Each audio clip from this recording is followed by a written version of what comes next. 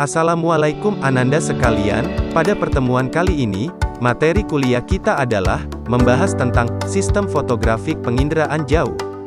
Komponen penginderaan jauh fotografik, spektrum elektromagnetik, distorsi dan displacement pada foto udara, teknik fotogrametri penginderaan jauh. Penginderaan jauh sistem fotografik, lebih dikenal dengan interpretasi foto udara. Sistem fotografik adalah sistem penginderaan jauh yang perekamannya menggunakan kamera sebagai sensor, film sebagai detektor, dan gelombang elektromagnetik yang berupa spektrum tampak dengan perluasannya sebagai tenaga. Perekaman objek atau pemotretannya dapat dilakukan dari udara maupun antariksa. Hasil rekamannya setelah diproses menjadi foto udara atau foto satelit. Komponen penginderaan jauh fotografik. Seperti yang telah kita bahas pada pertemuan sebelumnya, bahwa komponen penginderaan jauh terdiri dari 1. Tenaga atau energi. Hal ini komponen vital dalam penginderaan jauh. Tanpa adanya suplai energi yang memadai, maka objek tidak akan dapat direkam dengan baik oleh sensor. Tenaga ini terdiri menjadi dua, yaitu, pertama, sumber energi aktif, yaitu dengan cahaya buatan. Energi ini yang bersumber dari radar yang aktif ketika pengambilan objek dilakukan. Wujud cahaya ini umumnya berupa kilatan cepat dan gelombang elektromagnetik. Kedua, sumber energi pasif, cahaya matahari, yakni tenaga dari sinar matahari yang masuk ke permukaan bumi. Jumlah energi matahari yang mencapai bumi dipengaruhi oleh waktu, lokasi, dan kondisi cuaca. Karena itu, energi matahari pada siang hari secara umum lebih tinggi ketimbang waktu-waktu yang lain. 2. Objek. Komponen objek yang dimaksud adalah sasaran penginderaan jauh. Dalam proses penginderaan jauh, yang termasuk objek adalah atmosfer, biosfer, hidrosfer, dan litosfer. Masing-masing objek di atas memantulkan panjang gelombang tertentu sehingga bisa memiliki kenampakan yang berbeda pada sensor penginderaan jauh. Objek terlihat lebih cerah jika memancarkan banyak energi ke sensor. 3. Sensor. Pada foto udara sensor berfungsi untuk mendeteksi adanya objek dan menentukan lokasinya, sekaligus berperan dalam menentukan jarak alat dengan objek, atau menentukan seberapa dekat foto bisa diambil dari alat menuju ke objek. Wahana. Wahana merupakan kendaraan yang berfungsi untuk meletakkan sensor pada saat berlangsung proses perekaman. Merekam objek permukaan bumi bisa dilakukan di angkasa maupun luar angkasa. Contoh, balon udara, pesawat terbang, pesawat ulang-alik, dan satelit. Hasil penginderaan jauh memakai satelit bergantung pada pixel karena ketinggian wahana jenis ini sudah ditentukan. Wahana di angkasa dapat diklasifikasikan menjadi 3, yaitu A. Pesawat terbang, rendah medium dengan ketinggian tahun 1000 sampai 9000 meter dari permukaan bumi. Citra yang dihasilkan ialah citra foto atau foto udara. B. Pesawat terbang tinggi, dengan ketinggian 18.000 meter dari permukaan bumi. Citra yang dihasilkan foto udara dan multispectral scanners data. Satelit dengan ketinggian 400-900 km dari permukaan bumi. Citra yang dihasilkan ialah citra satelit. Berikutnya adalah output, merupakan keluaran sistem penginderaan jauh fotografik berupa foto udara dan foto satelit. Foto udara pada umumnya dibuat dengan menggunakan pesawat terbang sebagai wahananya. Meskipun demikian, terkadang foto udara dilakukan dengan menggunakan balon udara, karena balon dapat mencapai ketinggian hingga 35 km, lebih tinggi dari ketinggian pesawat terbang pada umumnya. Perbedaannya adalah, foto udara merupakan penyaji data yang potensial. Sedangkan, foto satelit sesuai dengan namanya, foto satelit, dibuat dengan menggunakan satelit sebagai wahananya. Spektrum elektromagnetik. Dalam satu kesatuan, gelombang elektromagnetik terdiri atas spektrum elektromagnetik, karena terdiri dari kombinasi gelombang elektrik dan magnetik. Gelombang elektromagnetik bergerak dengan kecepatan sinar 300.000 km/detik pada frekuensi dan panjang gelombang tertentu dengan sejumlah tenaga tertentu. Tenaga elektromagnetik terdiri dari berkas spektrum yang sangat luas seperti spektrum ultraviolet tampak, inframerah, gelombang mikro dan radio. Jumlah total seluruh spektrum disebut spektrum elektromagnetik. Jenis foto udara. Foto dapat dibedakan atas dua, yaitu, citra foto-photographic image atau citra udara, dan citra non-foto atau non-photographic image, citra foto. Merupakan gambar yang dihasilkan dengan menggunakan sensor kamera.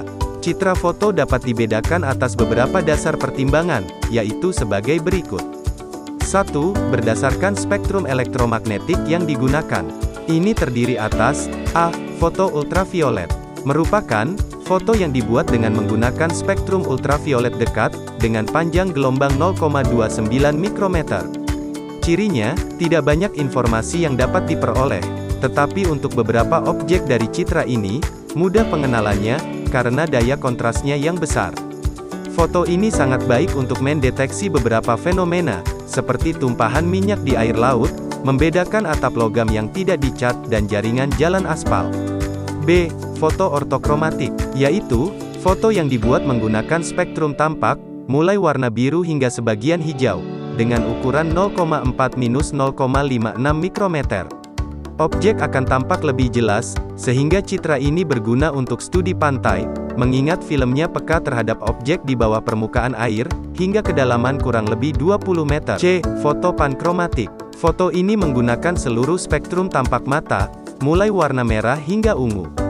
Daya peka film hampir sama dengan kepekaan mata manusia. Foto ini sesuai untuk mendeteksi fenomena pencemaran air, banjir, dan penyebaran potensi air tanah. D. Foto inframerah asli, atau True Infrared Photo. Ini merupakan foto yang dibuat dengan menggunakan spektrum inframerah dekat, yaitu 0,9 hingga 1,2 mikrometer, yang dibuat secara khusus.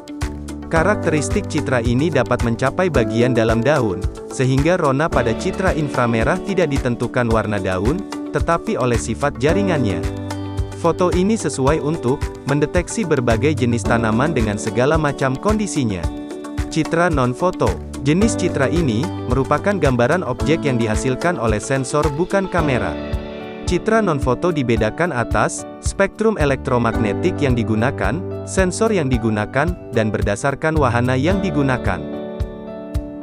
Berdasarkan spektrum elektromagnetik yang digunakan, citra dapat dibedakan menjadi A. Citra inframerah termal, yaitu, citra yang dibuat dengan spektrum inframerah termal. Penginderaan pada spektrum ini, didasarkan atas perbedaan suhu objek, dan daya pancarnya pada suatu citra yang tercermin dari perbedaan rona atau warnanya. B. Citra radar dan citra gelombang mikro, yaitu, citra yang dibuat dengan menggunakan spektrum gelombang mikro. Citra radar merupakan hasil penginderaan dengan sistem aktif, yaitu dengan sumber di luar tenaga matahari atau buatan. Adapun citra gelombang mikro dihasilkan dengan sistem pasif, yaitu dengan menggunakan sumber tenaga alamiah atau matahari. Pada saat melakukan kegiatan foto udara, sensor yang digunakan sangat beragam. Hal ini terdiri dari A. Citra tunggal, yaitu citra yang dibuat dengan sensor tunggal yang salurannya lebar. B. Citra multispektral, yaitu citra yang dibuat dengan sensor jamak, tetapi salurannya sempit. Citra multispektral ini dibedakan ke dalam dua jenis, yaitu 1. Citra RBV, atau Return Beam Vidicon, yaitu citra yang menggunakan sensor kamera dan hasilnya tidak dalam bentuk citra, karena detektornya bukan film, dan prosesnya non-citra grafik. 2. Citra MSS, atau Multispectral Scanner, yaitu citra yang menggunakan sensornya dapat berupa spektrum tampak maupun spektrum inframerah termal. Teknik fotogrametri penginderaan jauh. Fenomena pokok dalam fotogrametri, agar kualitas optimal hasil tercapai adalah 1. Makin tinggi wahana pengambilan data, makin luas dapat diperoleh cakupan lahan atau luasan muka bumi. 2. Makin tinggi pengambilan data, akan menyebabkan makin berkurang kualitas data atau resolusi gambar yang diperoleh. Pekerjaan fotogrametri dapat dibagi menjadi dua, yaitu A. Metrik fotogrametri. Suatu pengukuran yang sangat teliti dengan hitungan-hitungannya, untuk menentukan ukuran dan bentuk suatu objek. B. Interpretasi fotogrametri. Kegiatan-kegiatan pengenalan dan identifikasi suatu objek. Berikut kita lihat, gambar dan berbagai posisi kamera saat melakukan foto udara.